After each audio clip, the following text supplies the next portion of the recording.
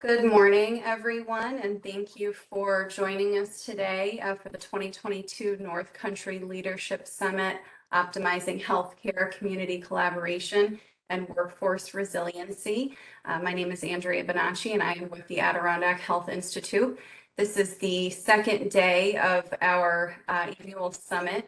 And we're very excited for our next session, our keynote speaker. I do want to remind everyone that our 1 o'clock session unfortunately did have to be canceled, so this will be our last session of the day. But we do have other presentations throughout the week that we hope that you'll participate in. Just a couple housekeeping items that I would like to go through. Please place all of your questions and comments in the chat. Our staff will be monitoring the chat and will ensure that your questions are answered during the Q&A portion of the presentation. All attendees, we are asking to remain muted with videos off to support broadband connectivity. During Q&A, you can feel free to turn your camera on and unmute yourself to ask questions at that point. And a reminder that all presentations during the summit are recorded and will be archived in the North Country Leadership Summit webpage. I'm now going to turn it over to Eric Burton, the CEO of Adirondack Health Institute and the Adirondack ACO. Thank you, Andrea. And I was going to start with an icebreaker, but shouldn't have you record it because it could come back to haunt me. So, you know, it is football season, so I have to start with that. And the Bills certainly put the NFL on notice last night, so I'm sure there's a lot of Bills fans out there. But I would say let's not plan the Super Bowl parade quite yet. It's a long season, and thankfully the Patriots don't have to play them until December. So hopefully things will change by December. So again, if that comes back to haunt me, we'll take that off the recording later on. But welcome everyone, and good morning. Welcome to the 2022 North Country Leadership Summit, Optimizing Healthcare, Community Collaboration, and Workforce Resiliency. We have over 200 individuals who are joining this week, including 30 speakers and 20 sponsors from across the Adirondack region. Without you, this summit would not be possible. Play for us while we're in here? No, I'm just going off script, so we're going to keep it on the slide for the keynote. Without you, this summit would not be possible. We thank all of you for taking time out of your busy schedules to spend the week with us. I would also like to give a special thank you for the teams at AHI and Fort Drum for organizing this great event. It takes a lot of behind the scenes work to put this event together, and you've done an outstanding job again in hosting a very impressive agenda. So thank you to the team. I would also like to close with another thank you to all the partner organizations and workforce throughout the region. We are blessed to live and work in a region with such dedicated individuals who have met challenges over the past few years that have not been seen in any of our careers. And so just want to, again, a great thank you for that. And thank you for being here to serve our communities throughout the region. Now I'd like to give a warm welcome to our keynote sponsor, Fidelis Care, and Amy Pawlowski, the Community Relations Specialist with Fidelis, to introduce our keynote speaker. Amy? Thank you so much, Eric, and good morning, everyone. Fidelis Care is proud to sponsor this wonderful event. We provide quality, affordable health insurance coverage for more than 2.5 million children and adults of all ages and at all stages of life. Fidelis has the great honor to introduce your keynote speaker, Kim Perrone, Success, Bereavement, and Resilience Coach and Mindfulness Facilitator at the Center for Clarity, Compassion, and Contentment. Kim works with organizations and individuals to offer essential skills for today. Kim is a certified life coach with a master's degree in organizational communication, certified workplace mindfulness facilitator, a certified grief educator, and author of The Case for Clarity, Compassion, and Contentment, Finding Your Center, and podcaster for Find Your Center with Life Coach Kim Perrone. So without further ado, it's with great pleasure I give you Kim Perrone.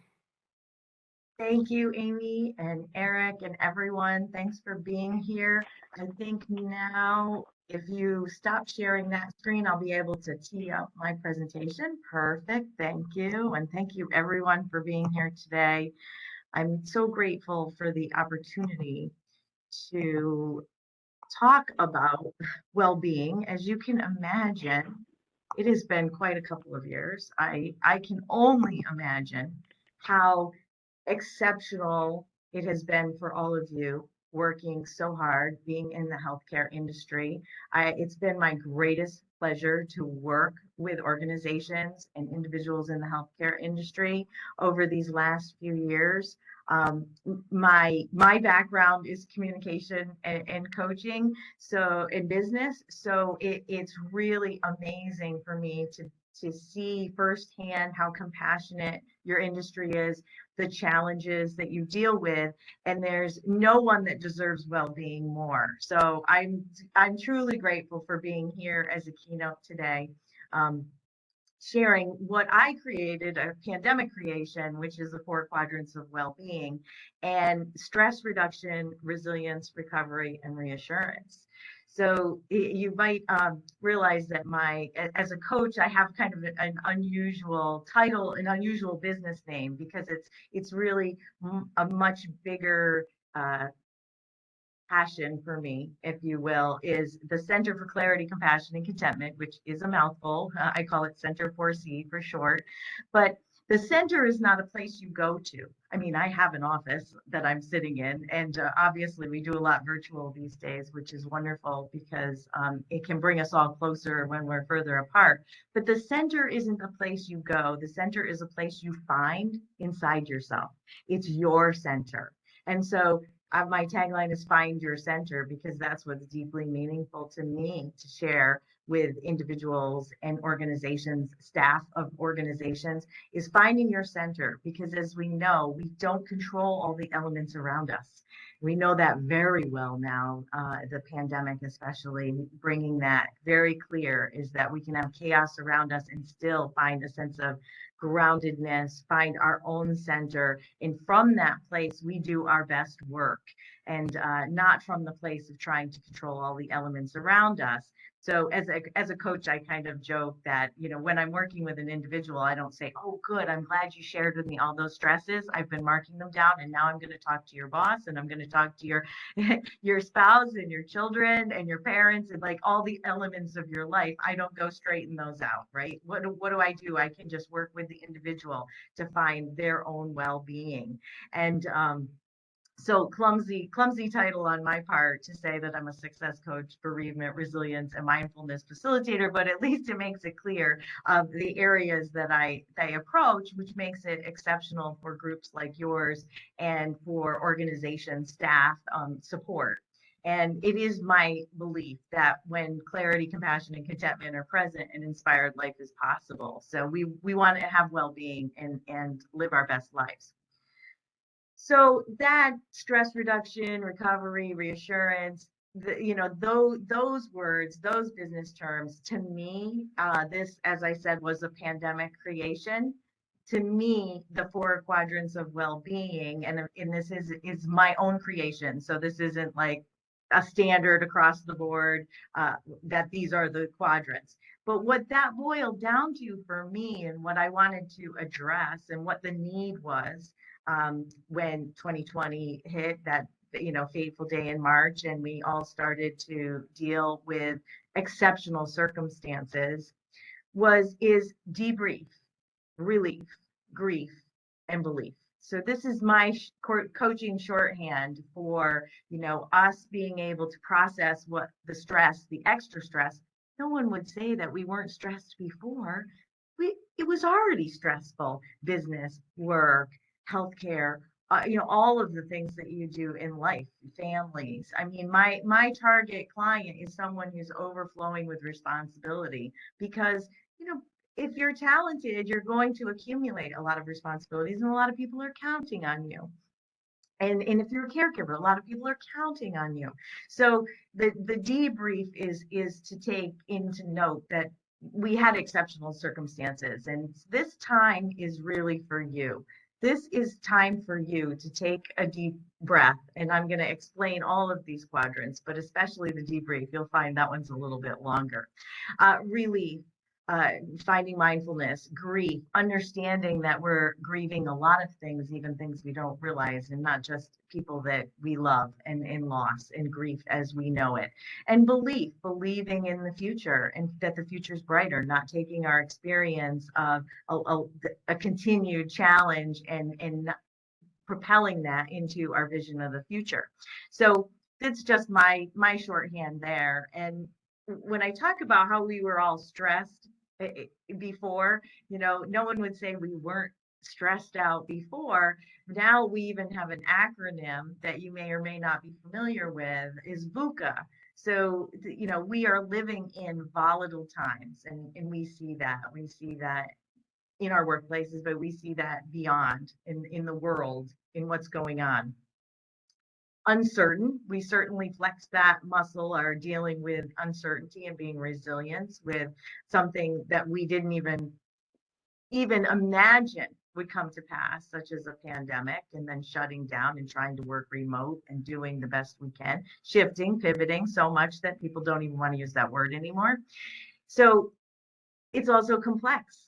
And we live in very complex world, whether it's work, whether it's our personal life. I mean, honestly, I joke often about how complicated it is to operate our TV. I guess I'm showing my age a little bit, but my husband and I are just terrified that the dog's going to step on the remote, because then we can't get our TV back, because it's just not simple. So we have great technology and we have great things in society, but some of those blessings has made our world a little more complex than maybe the old days.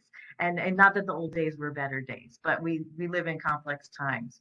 And then also ambiguous, things aren't cut and dry. We're seeing that too with the volatility, is that, things aren't that black and white. There's a lot of shades of gray. And so there's a lot of ambiguity, and it's stretching us. In fact, it's making us look like the squiggle on the right-hand side of the page. If we feel like that, it's for very good reasons to feel all scrambled up.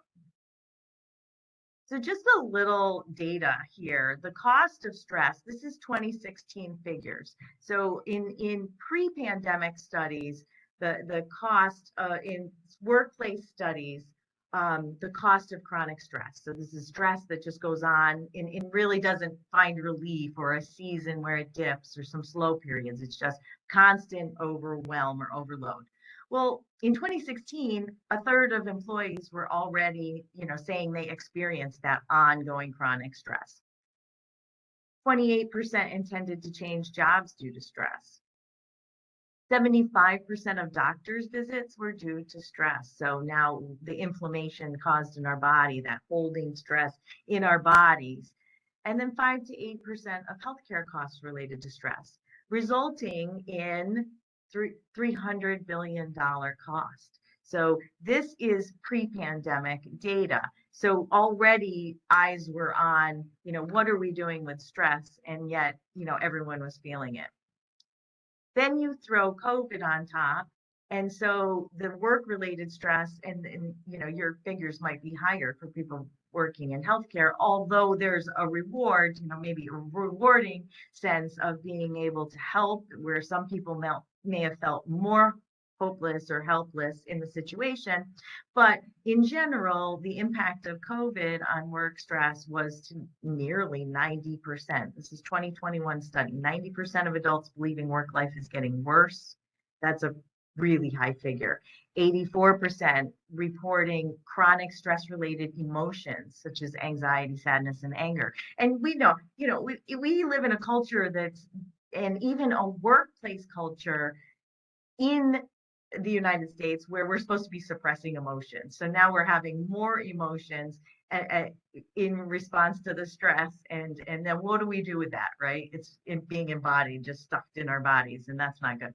76% of adults experiencing burnout. So burnout's chronic stress that goes on and on so long that at some point, instead of being overengaged, you become disengaged and need to push back, and you can't even bring it.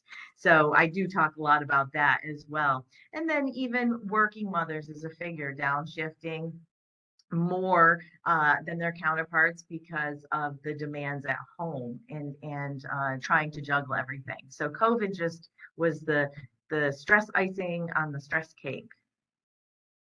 So with that, I'm going to start with one of these 4 quadrants, and there are you have worksheets, and if they aren't in front of you when I get to the in between each of the quadrants of well-being, I will you'll have it on the screen so that you can at least see, and we'll have some writing exercises that we'll do, because this time is meant to support you so much. So I'm going to talk about some coaching elements, and hopefully this gives you a toolbox by the end of our time together. And hopefully you're also along the way thinking about questions you want to ask. We will have time at the end for that.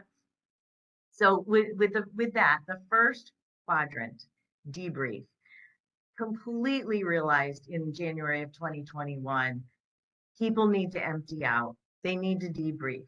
It's been a lot of stress. And when we're in crisis mode, we do suppress our emotions, we do push things down, and we move forward. And you do what you are called to do. And human beings are amazing at this. Your industry is amazing at this. People mobilized and did what they had to do and made it through unbelievable times. And I'm sure looking back, like, wow, how did we even do that? So a couple of things that I want to interject. I'm going to teach you some of these coaching techniques so that you can have the time to debrief and use that worksheet to empty out a little bit. You've all worked very, very hard, and you're still working hard. So sometimes we don't give ourselves that time to debrief. And you've been through the last 2 years were unbelievable. So one of the absolute fundamental coaching things that I teach is about the ego. And so the ego does not mean you're egotistical, but the ego is our coaching term for your in your brain, the thinking part of your psyche. It's our problem solver. It's our sense of self.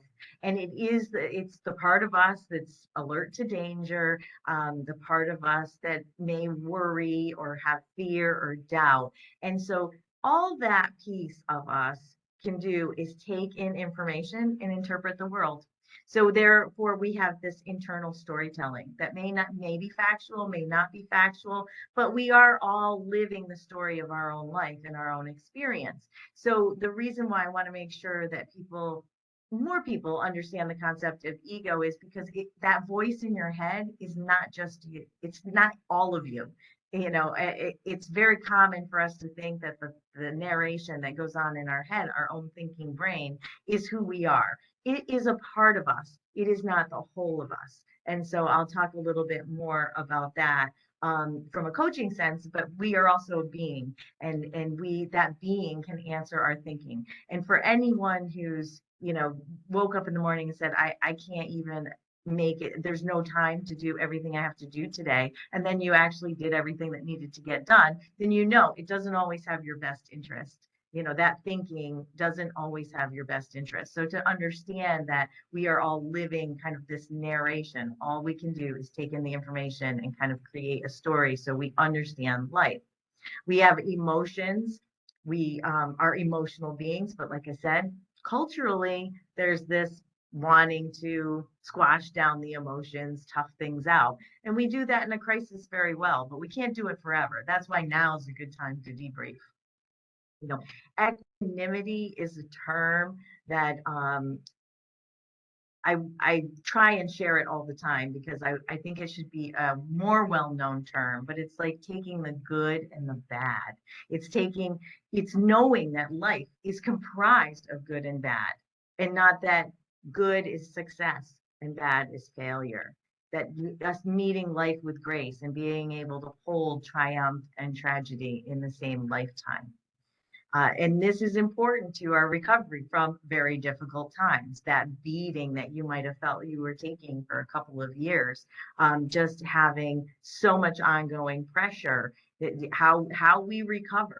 I think it's important for us to debrief a bit, to not carry it. And in coaching, we call it the emptying out. When a client first talks to us, they are giving us the background, and it's very important to allow someone that space. And maybe for the first time, they're speaking it out loud. And so today with the debrief, I'll have you writing a bit. And so maybe that's like speaking it out loud, kind of writing it out so that you can truly recognize the experience you've just had.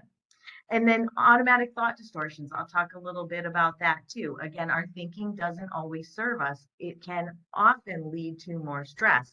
So I'll share what automatic thought distortions are as well. So as I said, when it comes to, and I think of this as the number one stress reducer, really, this is the number one thing I teach every single person that crosses my path, is that ego versus being that I just mentioned. Well, to go a little bit deeper, there's a reason why our thinking tends to be negative.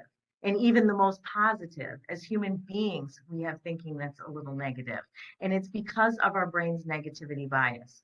Our brains have evolved to be exceptionally good at being alert to danger, because in the history of humankind, danger was more dangerous than good was good for us. So we have evolved. We have these finely tuned instruments in our head. They're amazingly powerful instruments. Our modern problem is we need to know when to put that instrument away. Not that we ever truly stop thinking, but think about it as putting that instrument away. For anyone who's ever ruminated on a problem or woken up in the middle of the night thinking about work, that's what I mean. It's like, are we strengthening the muscle? This is our opportunity. Strengthen the muscle from coming back from our thoughts so that we don't feel like we're working 24/7 when we're really not, when we should be sleeping. So I feel like that's a key. That's a real key to getting some space to know you have your thinking, but your being, the being part of you, this part of you is the essence of who you are. It's the you you've always been, no matter what job you had, no matter how old you were, no matter what role you have in life. It's that you. And so sometimes you may not have words for that you, but if you think about that part of you, that essence of who you are, it's the you that's always looked out from behind your eyes. It's the you that's having experiences. It's the you that's having feelings and emotions, thinking and thinking. It's you're observing your thoughts. So your being's the one who's hearing the thoughts or experiencing the thoughts.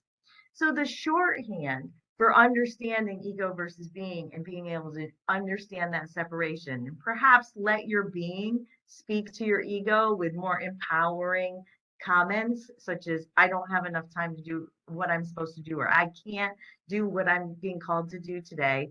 To allow your being to say, we will do the best we can, and we will get things that need to be done today done. So much more empowering, so that we're not having disempowering thoughts that are running free. Mental strength is about not letting our thoughts run wild.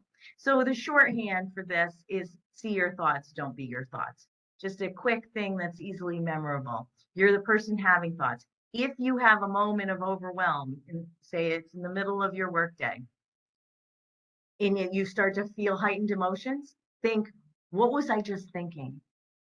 Pause for a moment and say, what was I just thinking? If you trace it back to your thought, you were probably having an extremely stressful thought of the ego interpreting either the stack of work in front of you or the line of patients in front of you. You can trace it to that thought, and you can counter with a more empowering thought so that we're not letting stress run free. Also with emotions. I've mentioned we have a bit of a stuffing culture, and crisis is a stuffing time. No time for emotions. You plow through, you do what you need to do, which is great. It's a gift that we have as human beings. But I will say we want to feel our feelings. And so good emotional hygiene, when you're not in crisis mode, more on the everyday stress or ongoing stress, we want to feel our feelings. The more articulate you can get about what you're feeling, the more you can take a pause. The ego that I mentioned is going to say, we don't have time for that. We're too busy. We don't have time for that. But you do. Your being can say, I have a couple minutes because right now I'm having a moment. You might be feeling confused. I might be feeling sad. I might be feeling disappointed. I might be feeling scared. Like, did did I, screw up this presentation time? Or, you might be having a moment, right? So if you feel your feelings, it takes a lot less time than we think. Your thinking brain, your ego is going to tell you you don't have time for that, especially if you're stressed. But good emotional hygiene is to continually take moments where you actually understand what you're feeling when you're feeling it. And it's great emotional intelligence too. And then the better you get at doing it yourself and just taking short amounts of time, much shorter than it seems, then you're even better at noticing it in other people and understanding it in other people. So it's emotional intelligence, but it's also good hygiene, emotional hygiene. Equanimity, as I said, this term that's not really well known, but as a coach that I like to share this with everyone and people appreciate it, is being able to hold joy and pain in our lives, joy and suffering, and understanding that pain and suffering isn't failing. And that might even be under the radar of our thinking. When things aren't working right, we may be considering it a failure and that we're a failure and maybe labeling ourselves too much or having too much negative self-talk. So we do want to understand it's all a part of life. It's all a very normal part of life. And when things are going wrong, and maybe ongoing wrong, and maybe it is a sign of redirection, resilience is finding the path forward and not spending too much time on either regret or, looking in the rear view mirror. There's an expression that the windshield's big and the rear view mirror in your car is small because you're not going that way. You don't want to look too much in the rear view mirror. So resilience is like, okay, accepting what is, now what? Finding the path forward. And I know all of you have been through a lot of that, finding new paths forward continually. So this has been strengthened in the last couple of years. I think one of the gifts of suffering is flexibility and resilience that people have. You'll be able to lean on this and say, hey, we got through that. And that was crazy. You'll be able to lean on it for your belief. When your ego starts saying something negative, to say, no, we've got this because we had that experience before.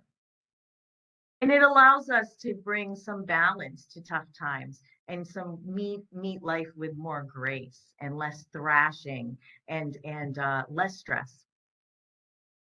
Now, automatic thought distortions.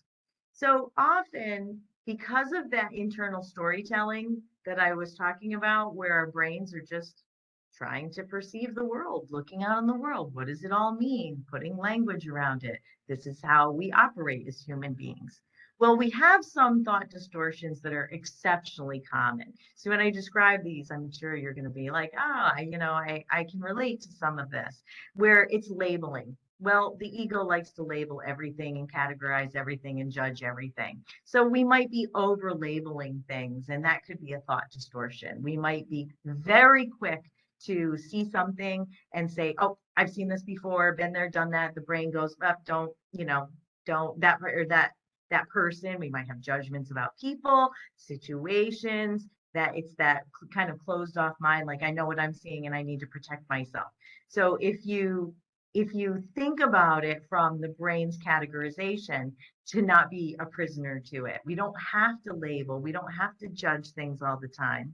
We have to evaluate, we need to make decisions, but we don't need to judge a lot of things in life. And remembering that the ego will hold on to hurt and pain and betrayal so much and label that and want you to remember it forever so that it doesn't happen again. And so that is a way that your thoughts can be distorted. Another is all or nothing thinking. It's like zero to 60. Like I can either do all of this or forget about it. And so it's common, you might find yourself in situations where it's not a compromise or it's not a steps forward. We're just throwing things away because if we can't do it all, we won't do it at all. And so all or nothing thinking is a thought distortion as well. Unfavorable comparisons. We see this so much in society. My goodness, there's so much going on here.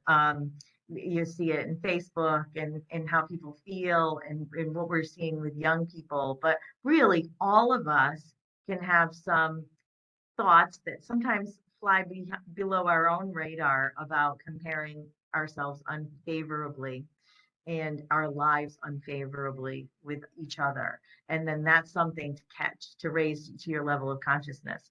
Personalization, taking things personally, that causes a lot of extra stress. This is low hanging fruit in coaching. How can I not change things in someone's life but have them feel less stressed, is when we raise this to our level of consciousness and we take things less personally and we get more curious about things rather than, you know, taking it personally for us. And the last one here, and there are many more thought distortions, but these are just some of my favorites. And a client favorite is catastrophizing. It's that our brains are such good instruments, as I said, that we might take a situation and then our brain is like, our ego sends us thinking with that brain to go think about every worst case scenario and how it might play out. And we spend a lot of energy there. And a lot of times that catastrophizing, it doesn't come to pass, but we worn ourselves out. We have stressed ourselves and worn our energy, burned it right off with that. So knowing when to not do that, you know, if you're charged with working scenarios out for some project or for your line of work, that's one thing. But when we do it automatically, we don't want to just go there to catastrophizing. So this is negative coping, actually, rather than finding calm, curiosity, centered, you know, centered in yourself and not comparing yourself with others. So now we'll begin with the exercises, and this is virtual. So one thing I would ask is if you would, you know, not do something else during this time, if you would actually give yourself permission that even if you don't have this sheet in front of you, because this is one of the worksheets, I put it on the screen so you could see the questions.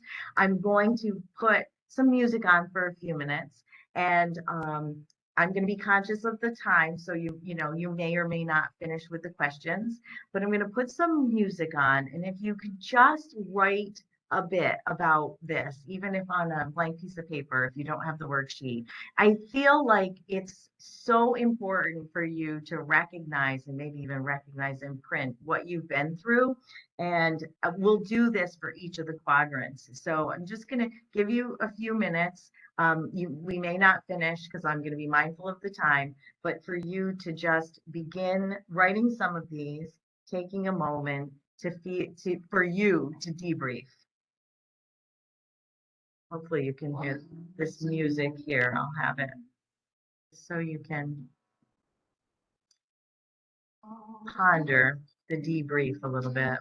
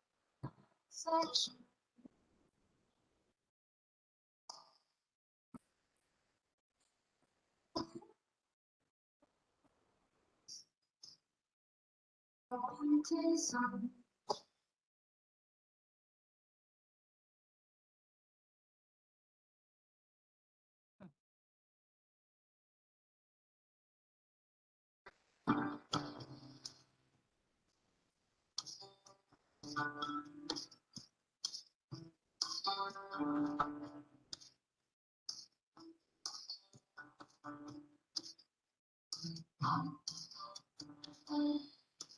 overlooked holes before I stumble.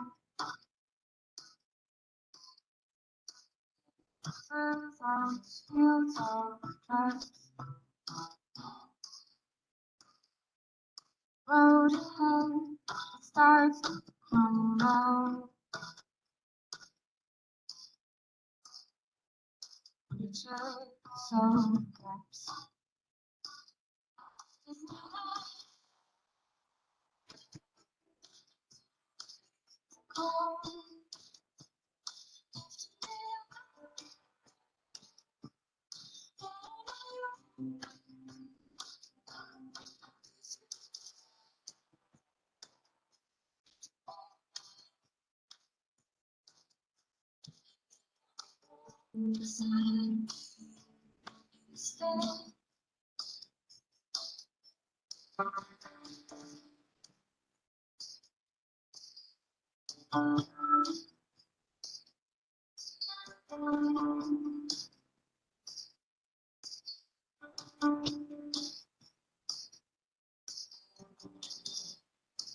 Let it flame before I start to fall. Always the right tools and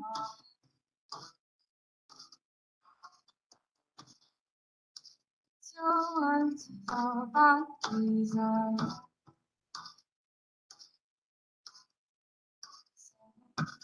Understand.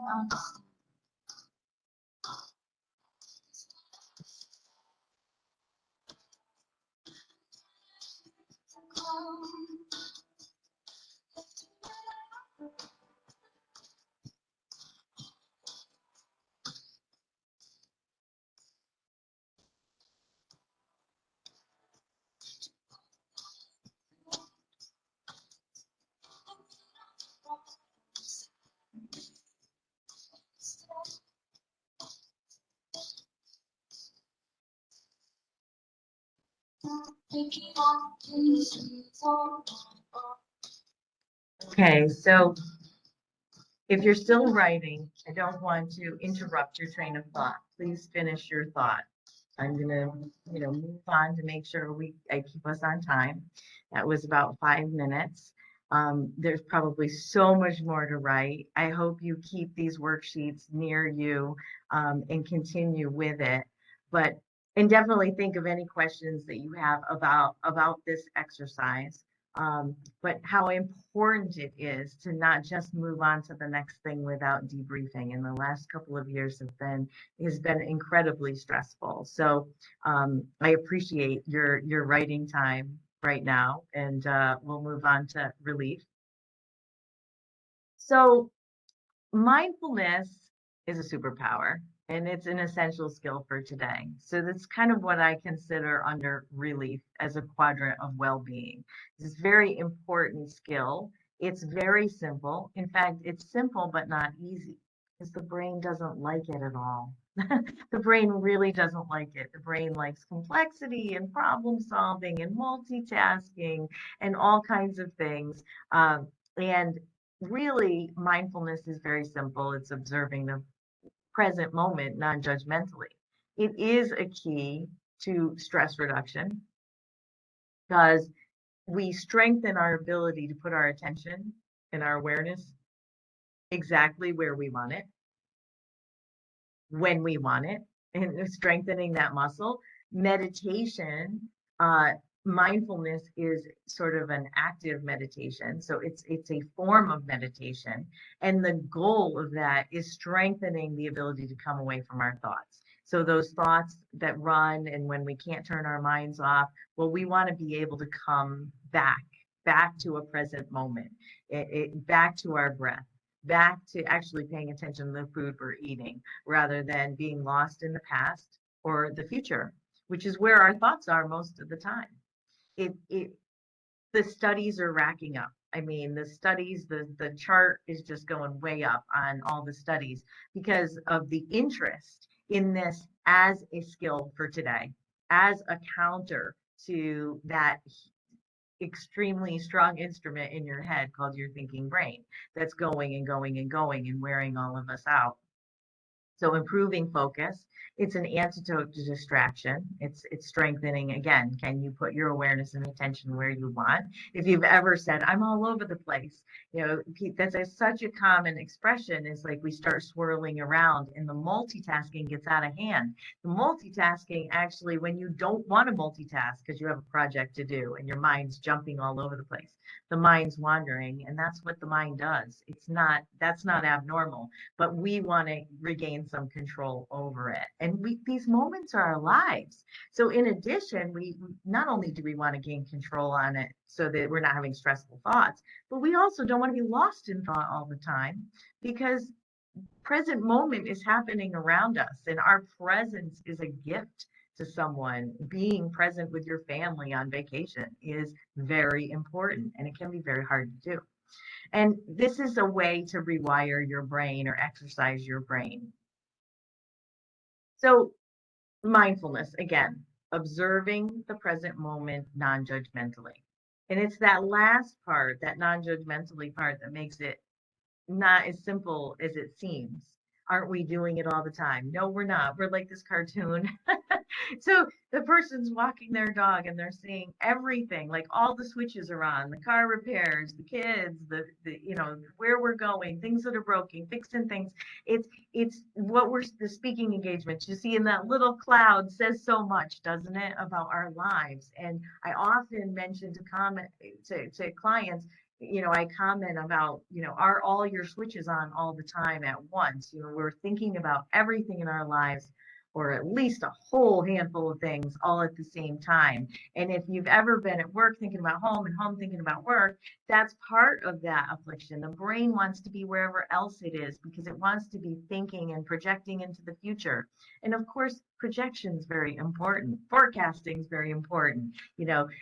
Thinking forward, having vision in your business and in your job is really important. But we don't want to overtax ourselves. And basically thinking about all those things and having all those switches on all the time is frying our brain.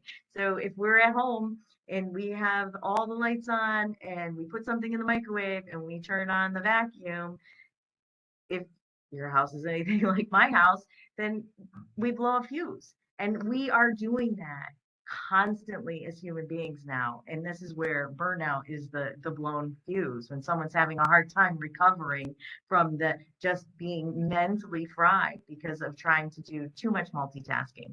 And what we can do with mindfulness is give ourselves permission, corral that thinking brain, corral that ego to, I don't need to deal with all those things all the time at once now.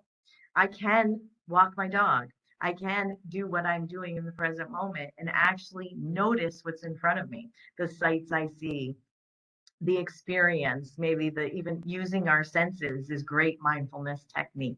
Using our senses to see, smell, taste, what is around us. It's a great tool to get yourself grounded and centered, especially in a very, very busy life. So just wanting to share that with you, how often you get a chance to do it. This is the next writing assignment, is thinking about that and what causes you the most stress, and thinking about that racing mind and how much your mind might not be doing what you're focusing on, how hard that is, staying focused. And when you are most mindful, the one thing I'll say before I set the YouTube music so that you can continue writing is, we are generally most mindful when we're doing an activity that we truly love. And we find that flow and that optimization. If you're doing something you truly love, your brain has a way of immersing into it. And it's called flow, and you kind of lose track of time and everything else melts away from you.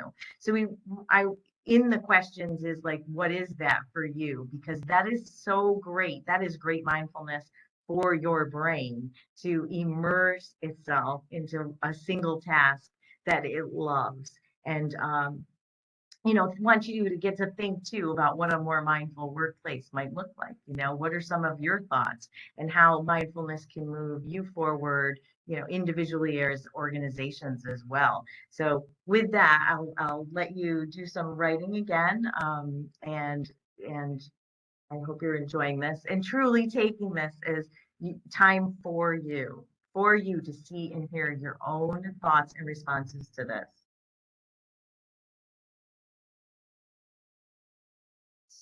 Somehow, you don't know I'm scared to be alone.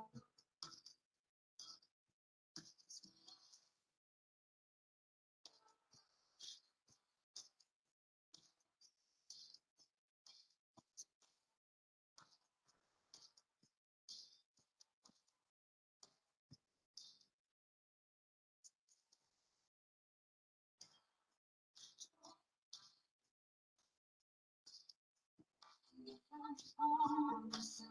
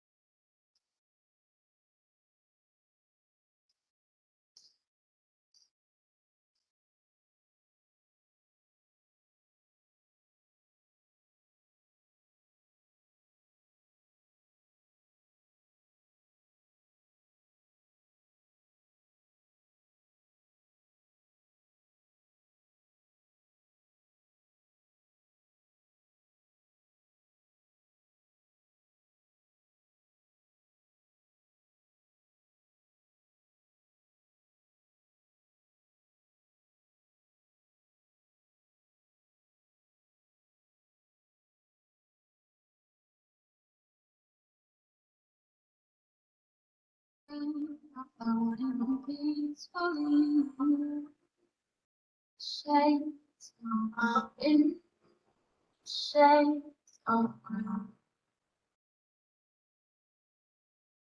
Memories of me shivering without the words we all the words we've seen.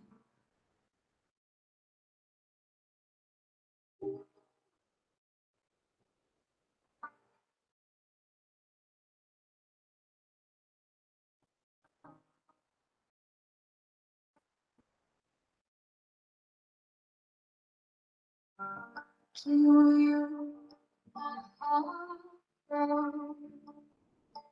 I'm a girl. Oh, the mother of all. You bring love over stones and under skies. Letting go, letting go. Them singing with the birds, tree tops, light with the clouds.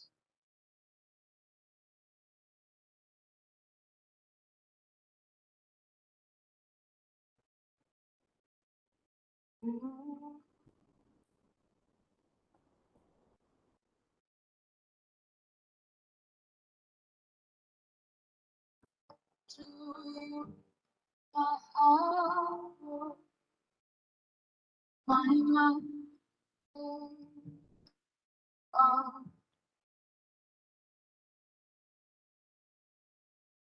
Okay, so again, if you're mid-sentence, you keep writing. I'm going to talk, but don't finish your thought for sure. And as I go on. So that was mindfulness. So next we're on to grief. And this is particularly poignant as there were many losses of life in the past couple of years due to COVID, loss of life when we couldn't even connect as communities. But there are all kinds of other losses too. There was a loss of, maybe our sense of security around our own health.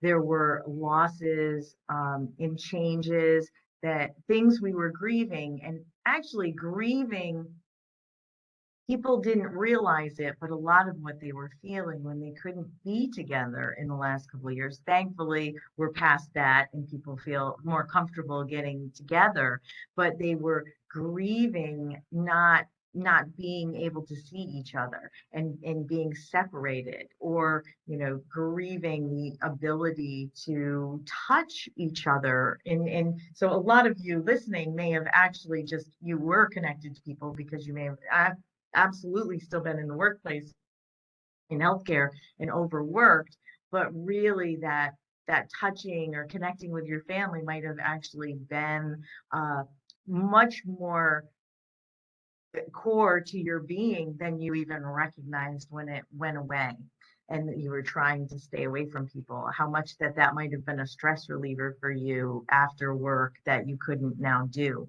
So we had a lot of loss. Loss can be many other things: loss of jobs, loss of a relationship, divorce, we grieve. So much in our life we could potentially grieve. We're grieving the way things were, and that we might actually be mourning when we don't even realize it. So there are 6 stages of grief. So traditionally known were the 5: denial, those early stages of, being in denial that things have changed in some way, or even that you may be grieving. There's that bargaining. It's like, if I'm good enough, then maybe this won't happen or that won't happen. That begging, pleading stage. Now, these aren't always linear, although it does generally go in this order, but I like to think of it as a circle, because we might float around and we might go back and forth in these qualities when we're grieving. Anger is definitely a stage of grief. We get to the point where we're just angry. Things are the way they are, of course, naturally, either grieving a loved one, or even the anger you may have felt in the workplace, witnessing so much death, or having to change the way that you work, angry that this was happening. And then sort of that extra energy can lead to, as that anger passes, we often find ourselves in sadness and in potentially depression. So just feeling that exhaustion from these emotions and from the loss and the reality setting in. And hopefully in healthy grieving, we get to a point where there's acceptance. And the hard part about acceptance is sometimes the misinterpretation of it. It doesn't mean, oh, I'm so glad this happened because now here's the gift of the suffering. It's saying, I accept because I can't change things. And I accept, I'm not resisting anymore. I am becoming every day a little bit more understanding of the new reality. And for loss of a loved one, this is very hard, because it is the misperception that acceptance is accepting the injustice of the fact that you've lost your loved one. It's really just not resisting what is in your new reality. So when you think about it that way, it's not a giving up or surrendering in any way. It's your mind and your body and your being is getting more and more experienced in the new reality. And I'm a firm believer of talking about grief. In fact, I like to call it good grief. When we talk about grief, when we're not like in the middle of a crisis around grief, being able to talk about grief more in the workplace, I think, is something I enjoy doing as a coach, is sharing this with people and getting them to think about grief on a day that they're not in the middle of crisis around grief. And so I would imagine in the last couple of years, there's a lot of recognizing of the grief that we've done done to be had. And then the sixth stage of grief is meaning, finding meaning and purpose, so that we have more hopefulness and that we've integrated it. So again, as someone myself, and the interest that I have in grief too is personal, very personal. As someone who's experienced the loss of a child. So in 2004, I lost my son Jack in a car accident, and obviously devastating. Obviously, it's a part of why I'm a coach today. When I was a communication professional for 20 years, it is part of me. It was a decade of grieving the loss of my 9-year-old son, Jack, that led me to wanting to share this more with people. This is why bereavement is part of my title, is that helping people cope with the unfathomable and helping people grieve and talk about it. And in my personal life, we moved forward to losing my sister as well. So she passed away five years after my son Jack. She was my younger sister at 34 to cancer. So for me, this was between the age of 35 and 40 that I lost my 9-year-old son and my 34-year-old sister, who had just had her first baby. So her son was 15 months old, and she had an 11-month battle with cancer.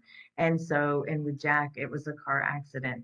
So, completely the work I do today and the meaning behind my work in coaching and sharing well-being is based on their loss. This is how I find purpose and meaning and teach what I needed to learn and what I continue to need to learn to have a good life and live the best life with the best equanimity, as I mentioned before, and meet life with grace despite tragedy. And so, of course, Jack and Kristen are behind a lot of what I do, and it gives me great meaning, and it helps me make sense of the loss in my life. So I know many people have lost loved ones to the pandemic and to many other tragedies that are happening. My work brings me in touch with a lot of other parents who've lost children, and a lot of loss, untimely loss or tragic loss. And so I do it actually too. I do bereavement counseling, or not counseling, coaching on a sliding scale basis, because I don't want affordability to be a problem. And I do feel like helping someone find hope in a difficult time, and just that compassionate coaching around the grieving process is very, very meaningful for me. So just take a few moments to feel the grief and the losses, to recognize what they were personally, professionally, at individual human beings, but also things that have changed when you needed to realize and come to understand a new way of life and a new normal.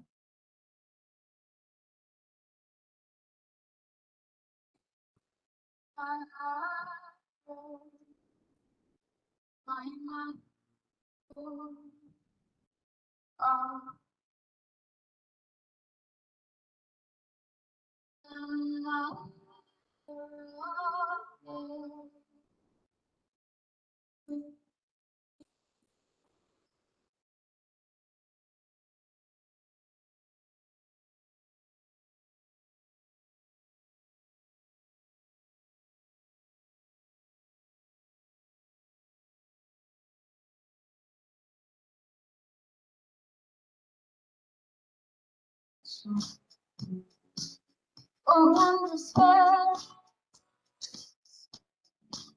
of the end of day. Oh, it's the two chapters.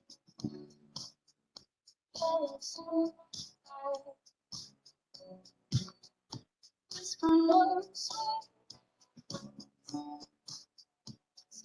my friend.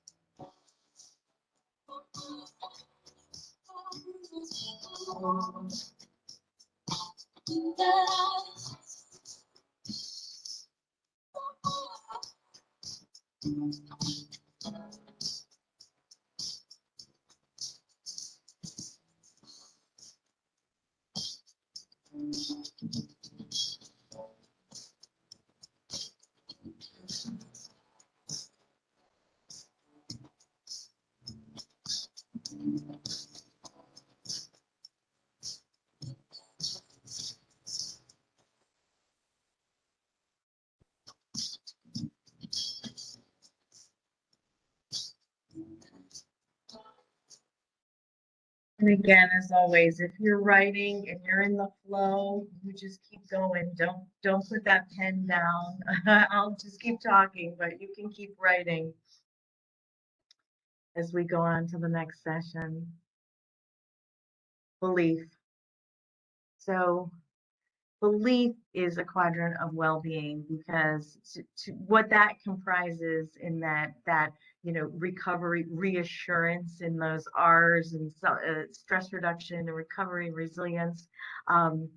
I so appreciate all of the work that you have done in having a collaborative environment in healthcare to do the work that we need in community, that we need you so much. And so you are a conscious community unto yourselves. And but the belief is bringing that up again, more awareness around connection, collaboration, compassion, alleviating other suffering and our own suffering, really, and feeling too brighter about the future instead of, as I had mentioned, the way the thinking brain is taking, if you've been in a crisis situation for too long, if you've been in pain for too long, or any kind of hardship, it can start to color your perspective.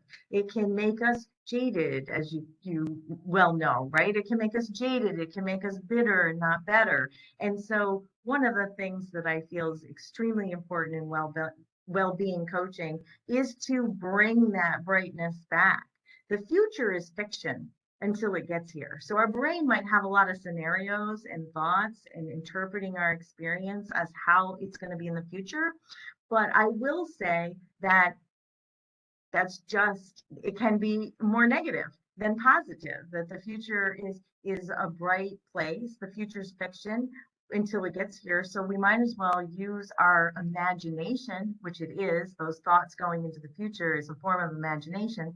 Use our imagination for our good and not our detriment.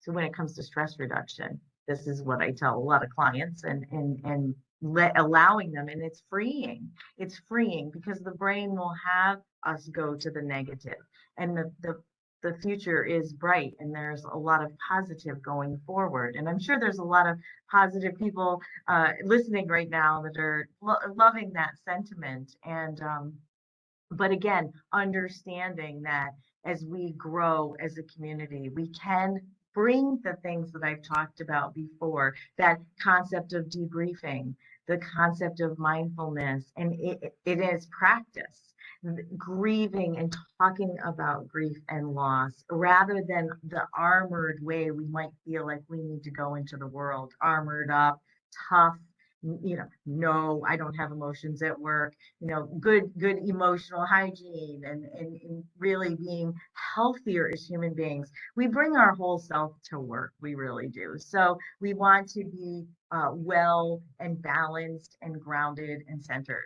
And so one of the other thoughts I feel falls under belief is the growth mindset. In a growth versus fixed mindset. I just have some statements here that sort of show that growth mindset over the fixed mindset. And again, our thinking brain would absolutely have a lot of interest in the fixed mindset instead of a growth mindset, instead of moving to that more open. If you look at some of these statements, my potential is predetermined, just take that as an example.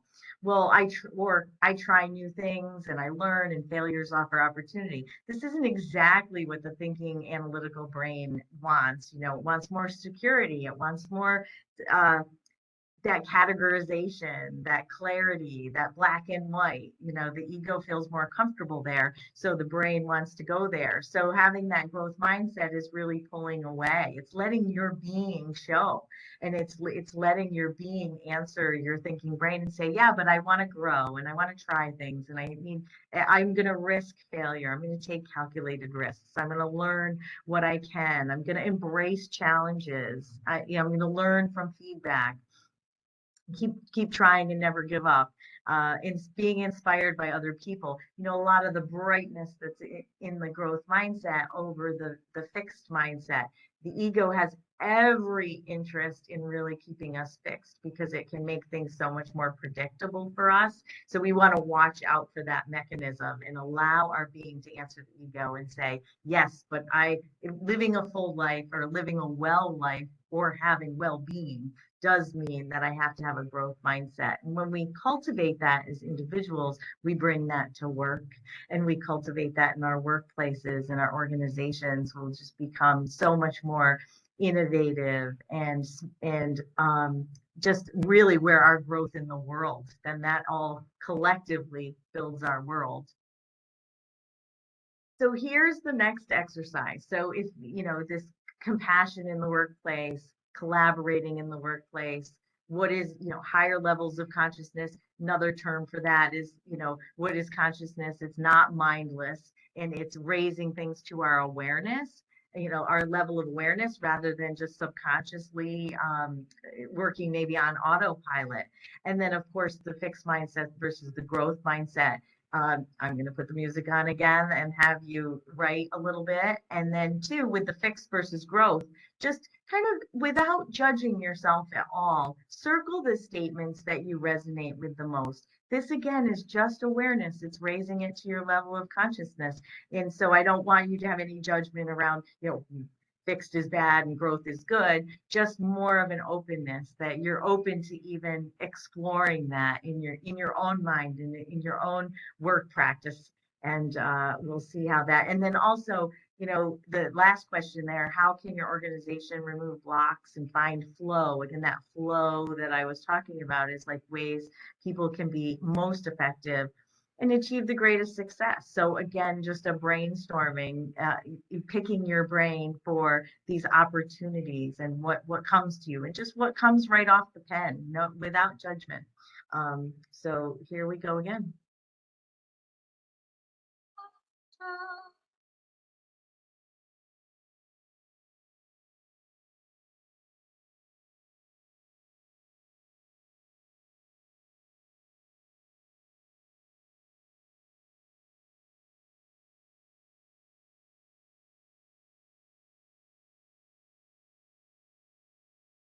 The road to life in my chest breaks mine.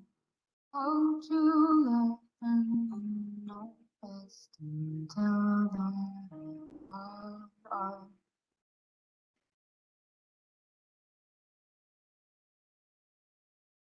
Which one will win? Ask which one will win?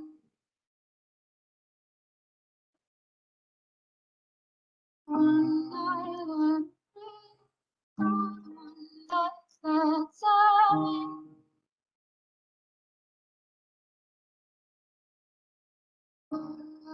Two lungs in my chest, only breaks mine.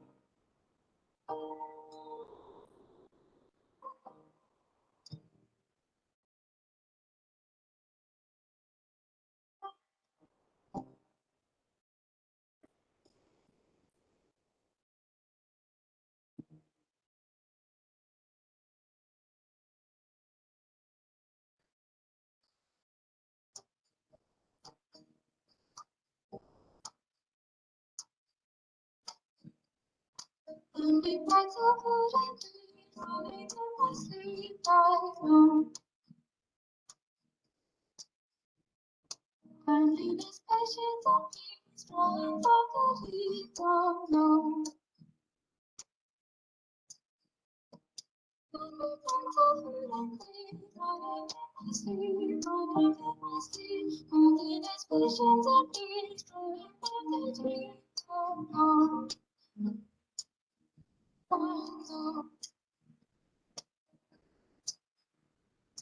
Can be bright so good and clean, falling in my sleep I know. Loneliness, patience, and peace, drawing from the deep don't know.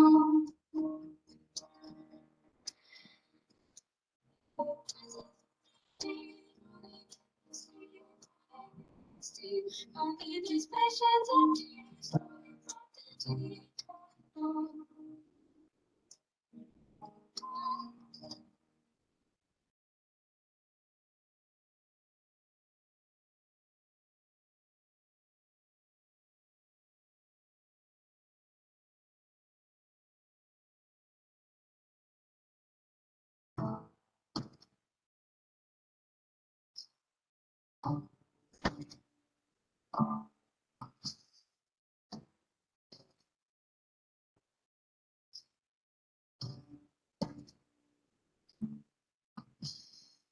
Oh, the seasons one day, the heat takes my breath away.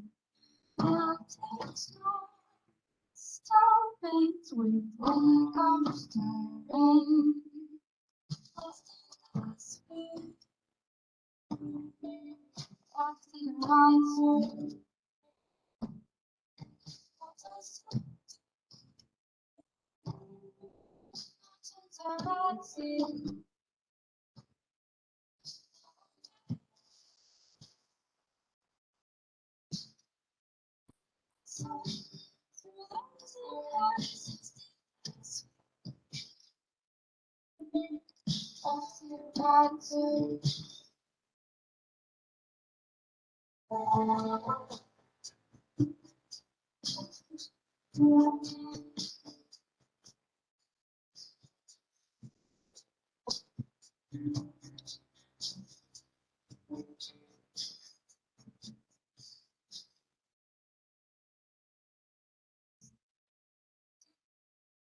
Okay, so again, as always, if you're still writing, finish that thought. You can catch up with me in a minute. So I appreciate the time that you took and the writing that you did, and it may not have been easy, and it may have brought up more things for you, but it's really good to be able to bring that to your level of consciousness. Good emotional hygiene, good thought-provoking questions to explore how you're feeling, how you're taking care of yourself, finding your well-being, uncovering it, maybe dusting it off even. And so I have so much compassion for all of you and the hard work that you've done. And so just as we come to a conclusion, and we definitely have time for questions, I absolutely hope that you have the questions, is just to recap. You can see I obviously like C words, but it's, clarity is a huge part of well-being, and we really can't even find our well-being in amidst too much noise, too much stress. So finding your well-being is getting some clarity about how you want to live. It's having compassion for yourself and others. Often we're hardest on ourselves, so wanting to alleviate your own suffering is very important as well. Contentment, don't want that to be a dirty word. In our culture, it's almost confused with complacency, or not living up to capacity, a couple of other C words. So taking the negative connotation off that, I think when we feel like we should always be doing something, we create a lot of our own noise as well. And how can we hear our inner guidance and be really fully connected with ourselves? that connection. We're wired for human contact. We're wired to be in community with each other. We felt that painful loss so significantly, but that connection is closely connected in studies to our well-being, and the connection we have at work, which is like a family, is so important as well. That's a community unto its own, and then the larger community. When you care for your well-being, you do build a better world because you're bringing that self out, and that's how you're showing up as well, and you're opening the door for other people's well-being too. It's absolutely priceless. So with that, just ending quote before we go to questions is, opportunities to find deeper powers within ourselves come when life seems most challenging. And I'm sure you can all relate to that very much. You dug very deep. You dug deep, and it was so evident. It was evident to all of us on the outside of the healthcare industry as well.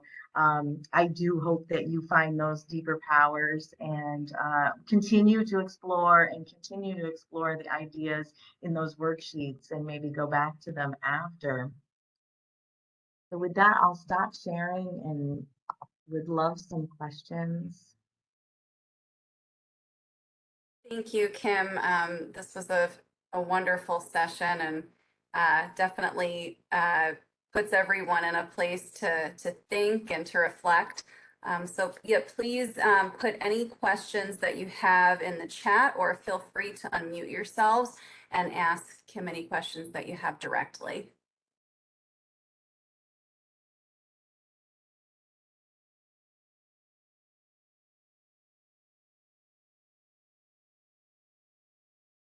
Don't forget to breathe. Didn't really talk about that, but make sure you're breathing. Our breath gets very shallow, and really just taking a moment for yourself at any time. And Kim, if you could, if you're able to put your email in the chat, perhaps participants may want to follow up with you after the presentation today. Oh, that's great. Yes, let me do that.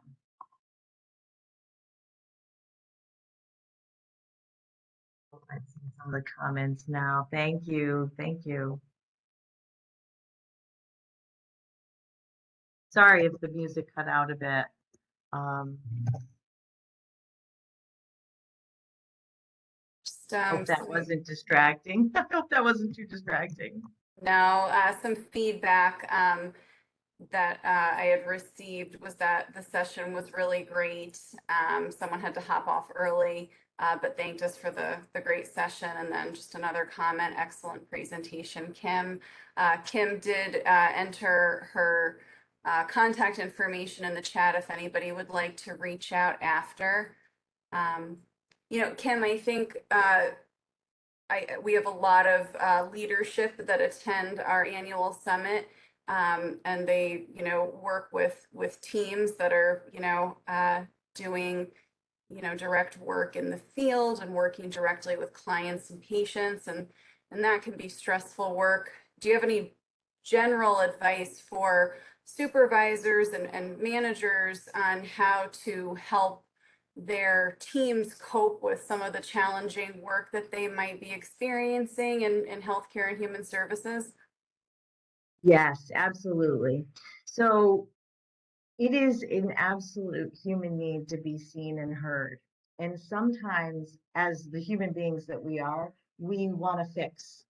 And so when we're hearing painful things, and so if you're talking to someone and it's a staff person and they've been suffering, they've experienced something and they're sharing that with you, there might be that tempt to try and fix things for them. And in coaching, we learn right away to manage the fixer, because there is a lot of good in someone expressing themselves out loud. So over the several years that I've been a coach, I've realized this. It's so deeply meaningful for someone to be seen and heard. And so as leaders, supervisors, managers, directors, when you have a chance to do that, I don't want you to feel like you are in charge of fixing everything, that maybe just the act of your presence was exactly what was needed, because I think that can be overwhelming for management. And then it tends to lead us maybe to avoidance of that. And then I truly understand as well, you have only so much time to have someone sharing with you like that, and helping and feeling like where there's more. And I think that's where I have been able to help some organizations to be that next step. Maybe you should talk to Kim. And so I do a program called Coach on Call, which is coaching form of employee assistance, and it's me. And people have met me like you just did through a webinar or a program, and then the employees are more likely to reach out. And it is what I would call compassionate coaching, and coaching around well-being. And so I do think that that's a huge stressor for management, is maybe feeling a little overwhelmed with the pain and suffering that your staff is dealing with. And so that, thank you, Kim. And that, we had a question come through asking if you did training for groups, for organizations. So I think that answers that. I don't know if you wanted to add any additional information. Oh, certainly, certainly. So if you do send me, if anyone sends an email to me, I can send you some programs and some seminars, webinars that are like 1 hour, could be a lunch and learn, that I have a lot that's just like ready to go. But I also really appreciate the opportunity to create new based on what you're experiencing. So I like to collaborate. So I would love, feel free to reach out to me and pick my brain about what you might need.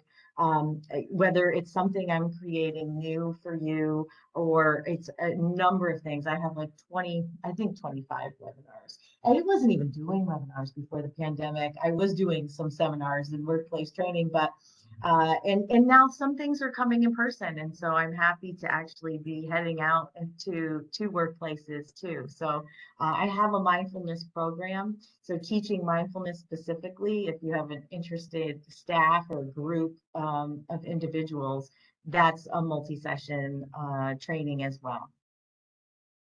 Great, thank you. Just another comment that came through, that that your presentation was very thorough, which I agree. And then does anyone else have any other questions or comments for Kim?